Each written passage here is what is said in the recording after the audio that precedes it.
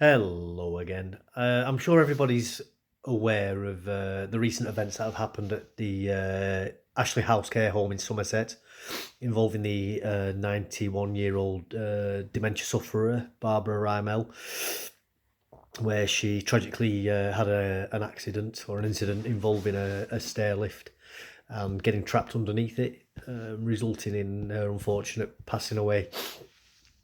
Um, that in itself is tragic, but I think what is far worse is that it could have, well, maybe not actually avoided the death, but possibly have been avoided had the people who had been hired to work in the care home could actually speak English.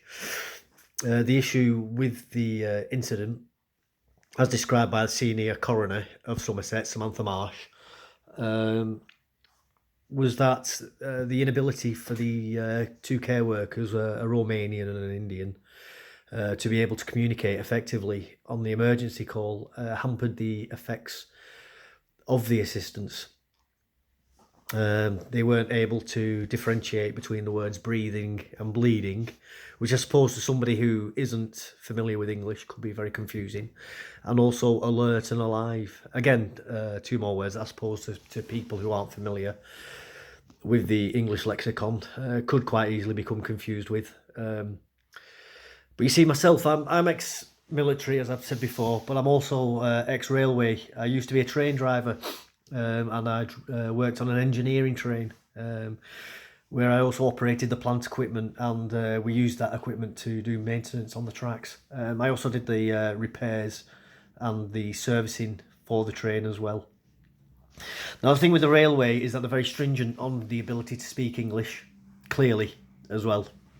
And there are videos when you do your track safety days where they will play footage, or I should say audio recordings from, these are actual real recordings where there's people struggling to communicate, and not necessarily people who are foreign born. One that was played for us was a Scouser and a Geordie, who one's a track worker and one's a signaller. And this goes on for maybe 10 minutes. It's been a number of years since I've listened to it, but it goes on for about 10 minutes.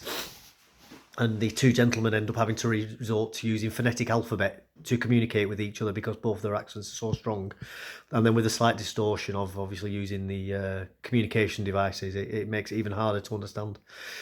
Which is quite funny when you listen to it. And everything works out fine in the end. But in a life or death situation on the railway, that could result in somebody dying, somebody being run over by a train or crushed by equipment or electrocuted, whatever. You know, a whole plethora of things that can go wrong. So rightly so, the railway are stringent on people's ability to communicate in plain and clear English. Now, I believe other industries should be the same, any employment really, because like we've found with this care home, a woman has died, and yes, she was old, 91, but it could possibly have been avoided had the two individuals been able to speak English clearly and understand English. Now, I don't blame the two individuals. They've obviously come to the UK to make a better life for themselves. That's fine. They have the legal right to do that. And I don't believe that there was anything wrong with the immigration process that brought them here. I do hold the care home responsible personally, though. I believe they've had a massive failure of their duty of care to look after their staff. And this really is all about cost cutting.